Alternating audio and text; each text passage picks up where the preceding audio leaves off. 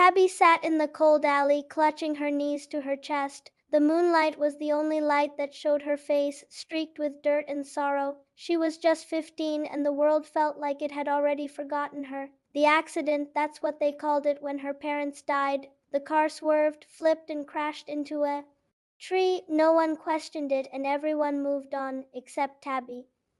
She had spent years on the streets, surviving by any means necessary. The government had never cared about the homeless, those like her, orphaned by an invisible hand. She quickly learned how to survive by stealing. At first, it was small things, food, jackets, anything that could keep her alive, but over time she grew faster, smarter, more invisible. Then one fateful night she slipped into a high-end jewelry store. The guard was distracted and Tabby moved like a shadow. She snatched a diamond necklace just to test herself. No alarms, no traces. When she left, she saw a figure standing in the dark, watching her with cold, calculating eyes. "Not bad, kid," the man said. He was tall, dressed in black, with a scar that ran across his cheek like a permanent reminder of violence. "Ever thought about working for someone who appreciates talent?" Tabby barely hesitated. She had no reason not to trust him. At the time, she thought of it as just another way to survive. That night, she was recruited into the Black Viper Syndicate. They taught her how to manipulate, how to deceive, and how to steal without leaving a trace. Her skills evolved, her mind sharpened, and within a few years she was leading heists that would make even the most experienced criminals nervous.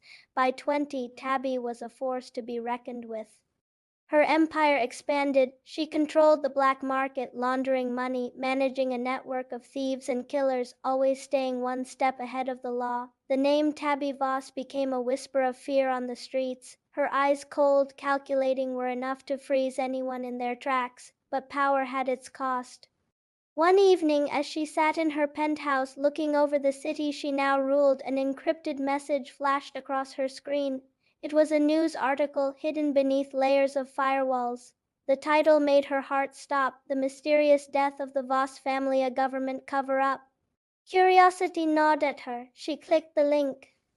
The article detailed the accident that had taken her parents, but there was something off. It mentioned a series of classified government operations, some linked to a high-profile scientist. Her parents had been working on something important, something dangerous, and their death. It had been no accident, it was an assassination. Tabby's blood ran cold as she read the words. Her parents had been targeted because of their work. The government had silenced them, made it look like an accident, and then swept it all under the rug. She wasn't just an orphan. She was the daughter of enemies of the state. Her fists clenched around the article as her mind raced. For years she had believed in nothing but survival. Now she knew the truth. Her entire life, her rise to power, had been shaped by the very people who had murdered her parents. She stood, her chair scraping back violently. Her eyes, once calculating and detached, now burned with fury. She was no longer the frightened girl in the alley. She was a queen of shadows, and the government had made a grave mistake by killing her parents. The syndicate had made her ruthless, but now something far more dangerous burned inside her: revenge.